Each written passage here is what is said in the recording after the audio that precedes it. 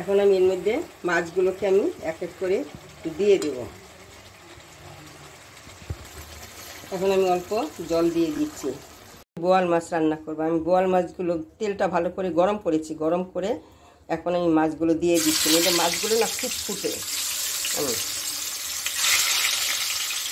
আমার ইয়েটা অফ করে যাচ্ছে। এখন ওই জন্য তেলটাকে আমি খুব গরম করে গ্যাসটাকে অফ করে দিয়েছি। এখন একটু ঢেকে দিয়ে এখন গ্যাসটাকে জ্বালিয়ে দেবো।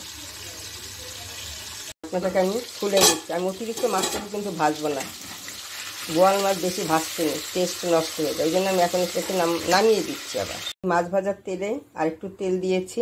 এখন এর মধ্যে আমি কালো জিরা ফোড়ন দিয়ে দিচ্ছি। ফোড়ন দিয়ে গ্যাসটাকে আমি অফ করে দিচ্ছি। এখন আমি এর মধ্যে হলুদ দিয়ে যাচ্ছি, নইলে জ্বলে যাবে। এখানে আমি জিরার গুঁড়ো দিয়ে দিচ্ছি। এখানে আমি যে মশলাটা করেছিলাম ওই মশলাটা আমি দিয়ে দিলাম। কেন গরম তেলে, বেশি গরম তেলে যে হলুদ দেওয়া যায় তাহলে জ্বলে যাবে, মানে কালো হয়ে যায়। ওই জন্য গ্যাসটাকে আমি অফ করে তেলের মধ্যে হলুদটা দিয়ে দিয়েছি। আবার এখানে আমি দিয়ে দিচ্ছি কাশ্মীরি লঙ্কার গুঁড়ো। আমি গ্যাসটাকে ধরিয়ে দিচ্ছি। এখন এত সময় কিন্তু গ্যাসটা আমার তেল গরম করার পর অফই ছিল। মশলাটার মধ্যে ছিল আদা, রসুন, পেঁয়াজ, কাঁচা লঙ্কা, 5টা কাজু বাদাম। এই কটা আমি একসঙ্গে পেস্ট করে নিয়েছিলাম। এটা হালকা ভাজা হতে আমি একটা বড় টমেটো দিয়ে দিলাম। এটা আমি পেস্ট করে দিয়েছি মিক্সিতে। এতে আমি অল্প নুন দিয়ে দিচ্ছি।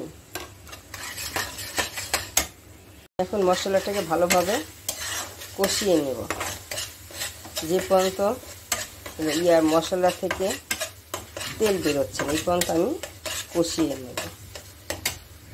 যে মশলাটা দিয়েছিলাম তার মধ্যে ছিল আদা, রসুন, পেঁয়াজ, কাঁচা লঙ্কা, আর ছিল 5টা কাজু বাদাম। সবগুলো একসঙ্গে মিক্সিতে পেস্ট করে আমি দিয়েছি। আর দিয়ে জল ছেড়ে দিচ্ছে। আমি এটা মিক্সি ধোয়া জল পাত্রটা ধুয়ে আমি জলটা দিয়ে দিলাম। মাছটাকে ঢেকে দিচ্ছি। এখন এখানে কয়েকটা ধনেপাতা দিয়ে দিচ্ছি। আমার রান্না হয়ে গেছে। আমার রেসিপি যদি তোমাদের পছন্দ হয় লাইক করবে, শেয়ার করবে, সাবস্ক্রাইব করবে।